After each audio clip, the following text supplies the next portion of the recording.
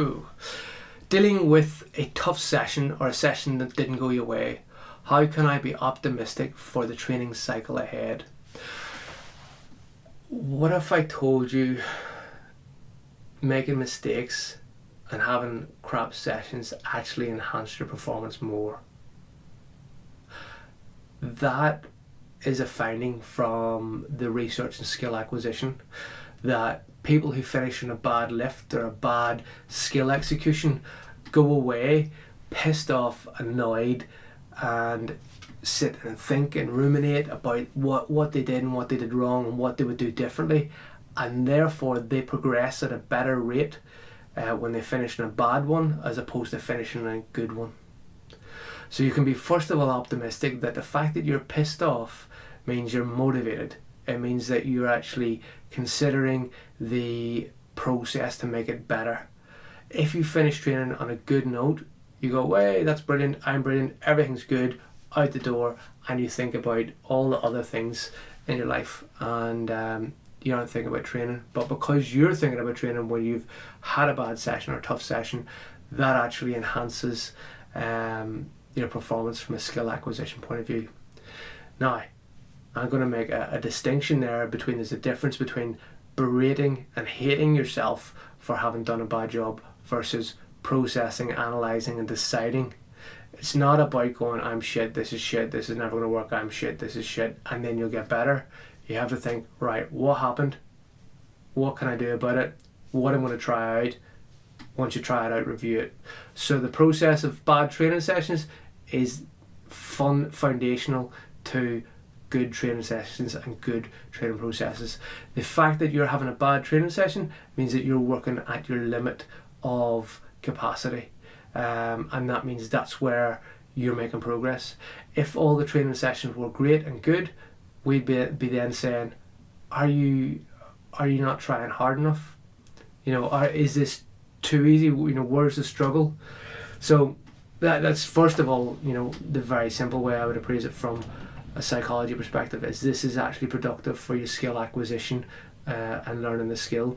Now, I could split that up into skill of the movement, but could I also split that up into, you've had a tough session, so was it tough because your skill wasn't learned, or was it tough because you didn't learn the skill of managing the training session? Did you need to take longer breaks? Did you need to prepare better? Did you need to fuel better or refuel better in the previous session?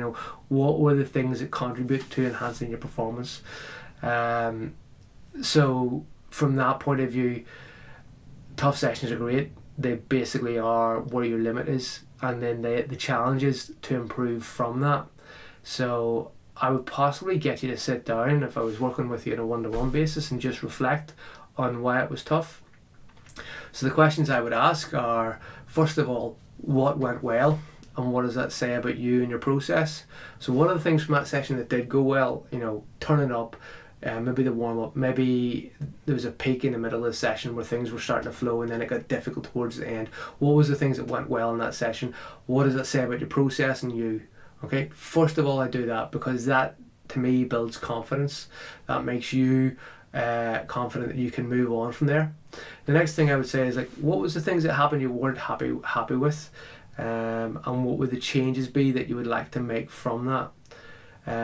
So again, without the context of what you're talking about, I can assume it's a skill execution or maybe a failure. You didn't get the reps you were looking for. So I'm going to suggest that the bit that you're feeling at, you make a change, and what would I get you to come up with what that change is? So have a think of what would the changes need to be made, and then from there's two really important questions. There is, what are the positive consequences of that change, and what would be the negative consequences of that change? No action is 100% perfect. So there are always going to be consequences to that change. So for example, we could say, right, I'm going to have 3 hours between squat, bench, deadlift in my training because that'll replicate competition and it'll give me the best time to recover. But suddenly it turns out that you actually don't have the time to do it because you have to go to work. So there's costs and consequences to every positive action that you take.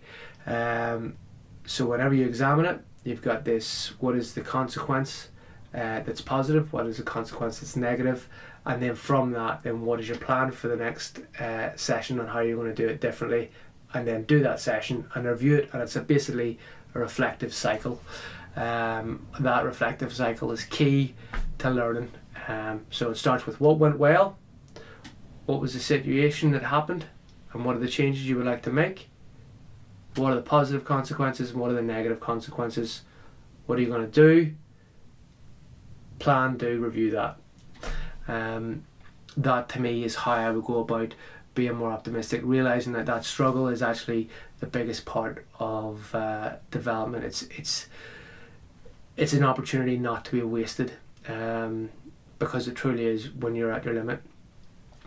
I think also then go back to the previous answers that I gave and not want to go over like the big main theories here, but you know, your motivation, is motivation optimism, and do we want motivation or do we want commitment?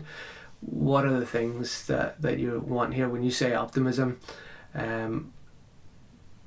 What I interpret optimism as is nearly like a confidence that you can achieve something, and if you want to set something that's achievable, set the smallest goal in front of you, which might just be turning up and achieve that, and then set the next smallest goal and the next smallest goal, and you go from working in millimeters to working in centimeters to working in meters. That's the process of building optimism and building confidence.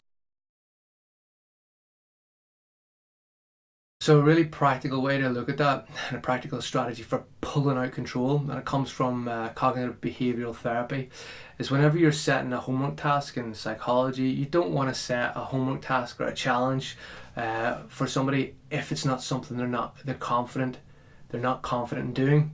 And a great example of that is if I say to you, are you confident you can do 100 press-ups every morning straight away out of bed? How confident are you of doing that out of 10? And they might go 3 out of 10.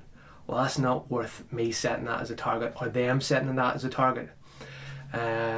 So what I'll do is I'll say, right, how confident are you that, well, what's the number or what's the smallest thing that would be close to a 9 or a 10 out of 10 confidence? Well, they might say I could probably do 1 press up every morning and be guaranteed that I'd do that. Well, what happens whenever they do that 1 press up and they're in 10 out of 10 confidence? Do you think when they're down there and they've done 1 press up, they're going to stop 1? They're going to go, boom, achievement. Wow, feel good. Said I was going to do that. I'm doing that. And then they might do another one. They'll be motivated to do another thing. Okay, so what you want to do is set the challenge low, and aim to live in certainty. Okay, and achievability. Certainty and achievability are how you get motivation. So that's where that's a great way of thinking about it. So what are the small things you can control? What are the things that you can become certain of? So you can become certain of doing, you might have a shit session, you might feel like crap, you can become certain that you're going to go in and do the best first 5 minutes of your warm-up. That's the smallest possible thing you might be able to control within that, and you're going to listen to your top favourite tune, and you're going to do that, and you're going to break down that. Once that's done, it's a little bit of achievement, and then you could break that down into the next 5 minutes.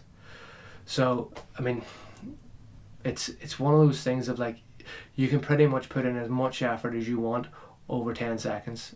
If you break it down into something small and achievable, you can really focus in on it. So break things down into the smallest possible achievable targets, and that will give you motivation.